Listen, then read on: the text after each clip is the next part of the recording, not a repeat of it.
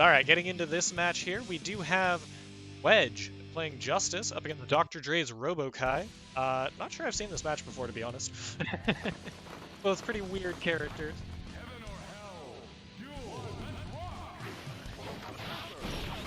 Okay, very aggressive start there from Dre. It makes sense, though. You do not want to let Justice set up. She is the game's kind of premier zoner in a very unusual way. There is, of course, Axel and Dizzy to a certain extent, but she's a bit of a different case, like Bridget. Ooh, a questionable burst, but it worked out for him. Wedge just kind of pressed a button into it. Oh my gosh, yeah, it looks like GGXX+R, sorry. Dre is not super sure what to do on defense against Wedge. So far it looks like his game plan is just to make sure that she never gets to be on real offense. Which, it's one of those, as long as it's successful, then yeah, it can work. It's when it's not that you start having some real issues. Very all-or-nothing strategy. And so Dre, looks like he's not super confident in getting out of the corner. Did manage to charge a bunch of meter there with that taunt. Yeah, oh no, never mind. He was pretty high on heat. Pretty high on battery as well, though.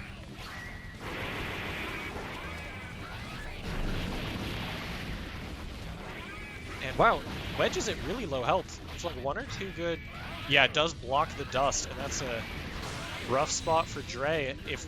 Yeah, Dre is now almost out of battery. Ooh, gets comboed by the. Yeah, okay. Good burst there. That was guaranteed death otherwise. This is going to be a battle of a single hit for sure. Yeah, blocks it. Oh, but okay, yeah. I guess that is not punishably minus. I would have assumed so. Okay, the Wedge taking game one. Dre had a really close round there for sure. Round one kind of got away from him pretty quickly, but it was looking much better for him round two. See if he can keep up the adaptation or if Wedge can pull some new stuff that he hasn't seen.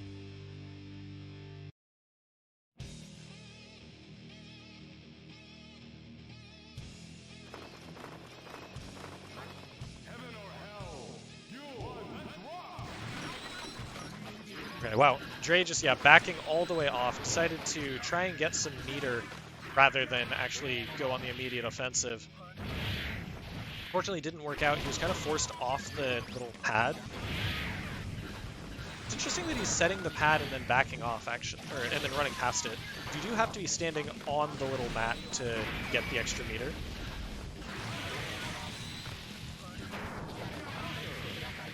Wow, was that 6P? Oh, and the DP hitting backwards does work out pretty well for Dre there. Back hitting DP is a very Dre option in general too. He likes to go for the wild, unexpected stuff. So, teched out does not FD though.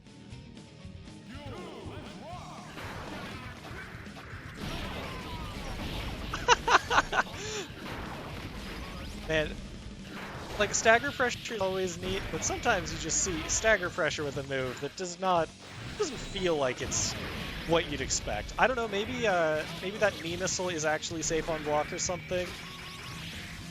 Nice throw. Yeah, Dre's actually just starting to run his offense here. Has Wedge corner. Does have to watch out for the parry, but very much in the life lead. He's not really going for full conversions though, even where it would work out really well for him. He's going for like resets with dust instead. Oh my gosh, and now he's trying to out-zone Justice. What a tech DP. And yeah, Wedge this time teching out and not using Faultless. That's what killed Dre last round. See if they can each remember it for this time. Dre's throwing out a whole lot more of these knee missiles. I don't know what the move is actually called. Like, I think it might just be 2H or something. But, man, it's working out really well for him. Justice is so tall that it hits it in strange ranges. Especially, like, even when she's crouching, she's still pretty tall.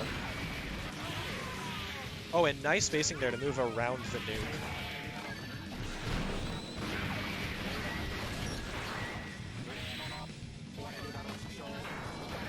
Okay, Dre now has to be in and alive in 3, 2, 1 seconds. This won't kill, will it? Oh my gosh, actually he might be able to. And he dodges the burst. Oh my. Yo, I don't know what his is called, but Stun Dipper to dodge the burst is a next level move for sure. Alright, so this is our final game of the night. See it go to game 3. Love to see that. Some more Guilty Gear action going on here. Yeah, no real surprise about the lack of character swap. Not going to be seeing a whole lot of that in these games.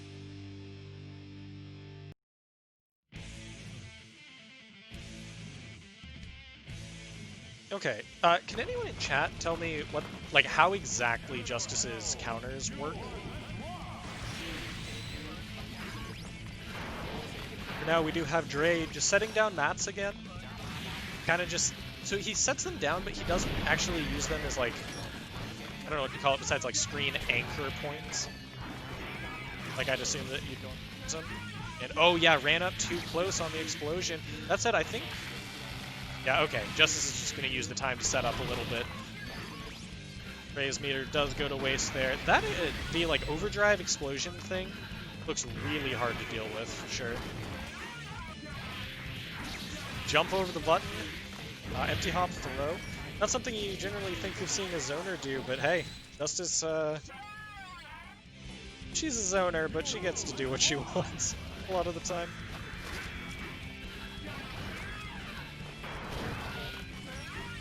And an interesting turn, we actually, for the majority of that opener, saw Dre playing a defensive spacing game with large normals against the zoner. A good slide in there. And yeah, so for anyone who doesn't know, Justice has the Potemkin backdash. I believe it's the same total number of frames. It is also only 1 frame vulnerable. Know that one for sure. And see, there we saw Dre kind of set the mat and then just sit on it, gain some meter. Yeah, okay. Wedge remembered to faultless that time. Didn't want to get meat shot loot or anything. Oh, but these nukes.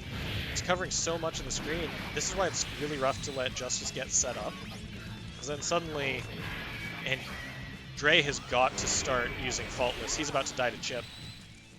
Okay, didn't end up, was not the final cause of his demise, but what got him that low was that he, I don't know if it was a conscious choice to try and just save his meter,